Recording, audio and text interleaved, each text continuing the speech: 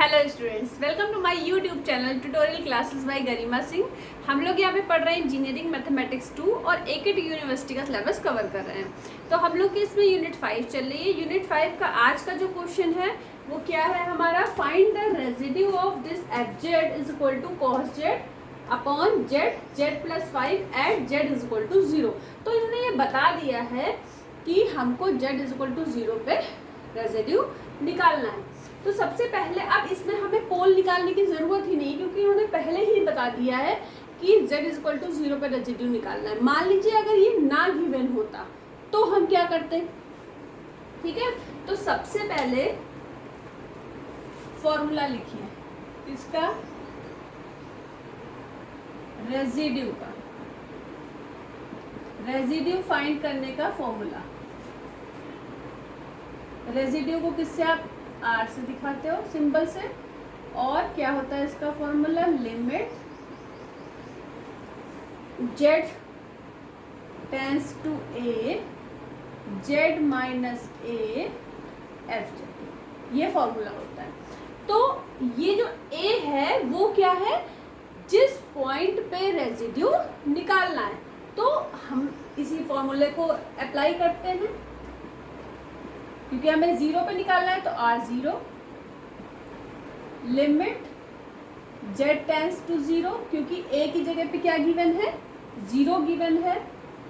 फिर z minus 0 F Z क्या है, cos Z upon Z Z plus 5। अब ये भी z माइनस 0 तो z ही होता है, इससे ये कट जाएगा। फिर क्या बचेगा हमारे पास,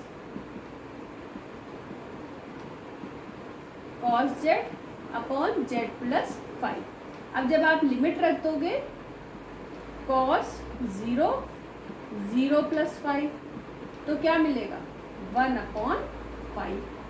तो रेजिड्यू 0 पे जेड इज इक्वल टू 0 पे क्या मिला हमें, 1 अपॉन 5। यही आपका आंसर होगा।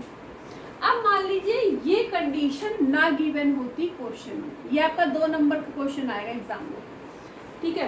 अगर ये कंडीशन गिवन ना होती फिर आप क्या करते, तो फिर आप ये करते, पहले हम देख लेते हैं बोर्ड इधर का दिखाई पड़ रहा है, हाँ। फिर हम ये करते कि पोल निकालते कैसे, अपॉन में डिनोमिनेटर में जो भी एफ जेड के डिनोमिनेटर में फंक्शन, जो गिवन फंक्शन होता है उसमें डिनोमिनेटर में जो कुछ भी दिया होता है उसको 0 के इक्वल रखते हैं। तो हम क्या करते हैं, जेड जेड प्लस 5 को 0। आपका आंसर आ गया है यहाँ पे। अब हम दूसरी तरफ समझा रहे हैं कि अगर ये कंडीशन ना गिवन होती तो आप क्या करते हैं, Z Z plus 5 is equal to 0, ठीक है।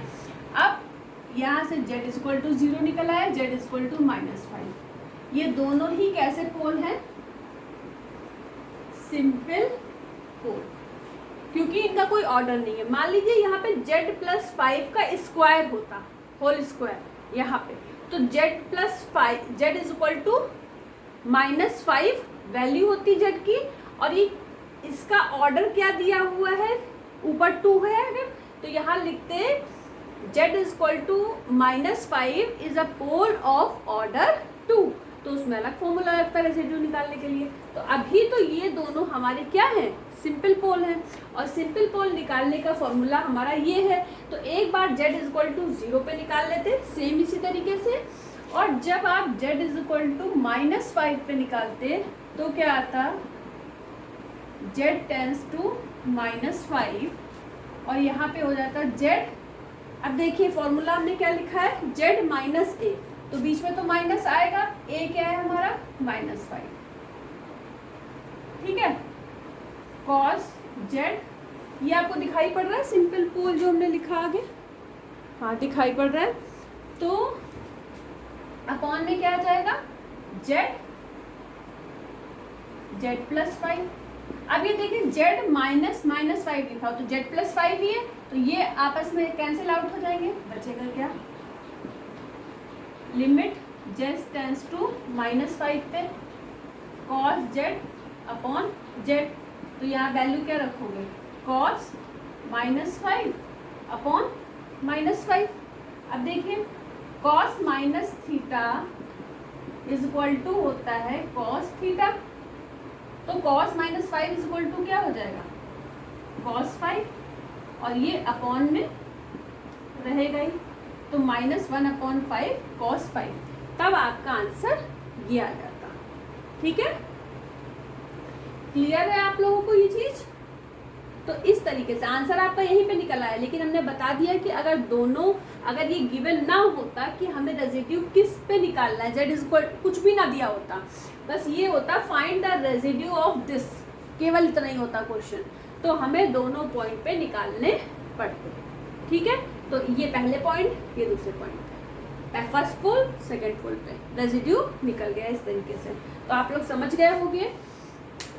चैनल को सब्सक्राइब कर दीजिए, अपने फ्रेंड सर्कल में शेयर कर दीजिए, वीडियो को लाइक कर दीजिए, और ज़्यादा से ज़्यादा मेरे चैनल के बारे में लोगों को बताइए, जिससे कि मेरा चैनल थोड़ा सा ऊपर आ जाए और जो नीडी बच्चे हैं वो भी इससे पढ़ पाएँ। ठीक है, तो पूरा सिलेबस जो है फ्री ऑफ कॉस्ट है, तो ज़्यादा से ज़्यादा बच्चे इसका फ़ायदा उठाएं और अच्छे से अच्छे मार्क्स एग्ज़ाम में लेके आएँ। All the best to all of you, thank you.